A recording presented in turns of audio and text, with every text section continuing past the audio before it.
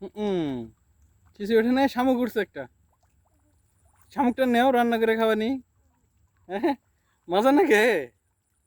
তুমি দেখছো চাইনারা কিবা করে রান্না করে শামুক খায়? হ্যাঁ,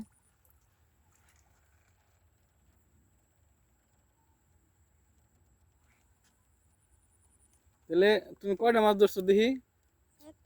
মাছ কোনো রাখছো দেখি একটু। ও ধরোই নাই, তাহলে কিনা তুমি ঠকলা।